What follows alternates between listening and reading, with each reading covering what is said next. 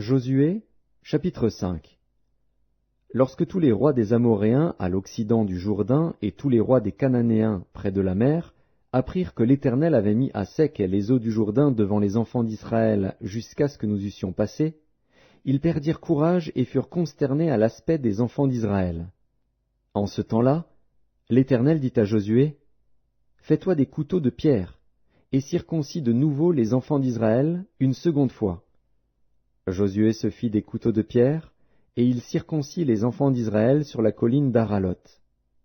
Voici la raison pour laquelle Josué les circoncit. Tout le peuple sorti d'Égypte, les mâles, tous les hommes de guerre, étaient morts dans le désert, pendant la route, après leur sortie d'Égypte. Tout ce peuple sorti d'Égypte était circoncis. Mais tout le peuple né dans le désert, pendant la route, après la sortie d'Égypte, n'avait point été circoncis. Car les enfants d'Israël avaient marché 40 ans dans le désert, jusqu'à la destruction de toute la nation des hommes de guerre qui étaient sortis d'Égypte et qui n'avaient point écouté la voix de l'Éternel.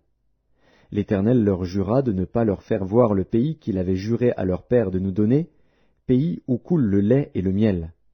Ce sont leurs enfants qu'il établit à leur place.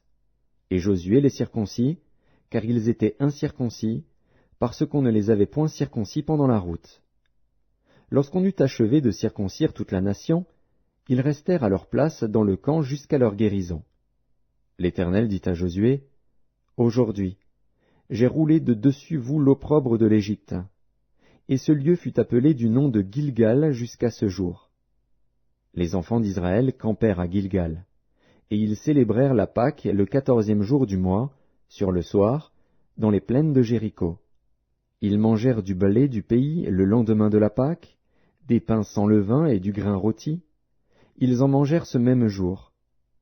La manne cessa le lendemain de la Pâque, quand ils mangèrent du blé du pays.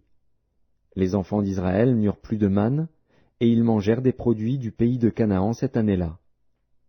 Comme Josué était près de Jéricho, il leva les yeux et regarda.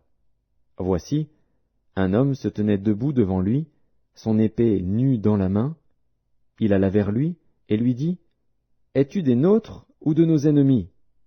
Il répondit, « Non, mais je suis le chef de l'armée de l'Éternel. J'arrive maintenant. » Josué tomba le visage contre terre, se prosterna et lui dit, « Qu'est-ce que mon Seigneur dit à son serviteur ?» Et le chef de l'armée de l'Éternel dit à Josué, « Ôte tes souliers de tes pieds, car le lieu sur lequel tu te tiens est saint. » Et Josué fit ainsi.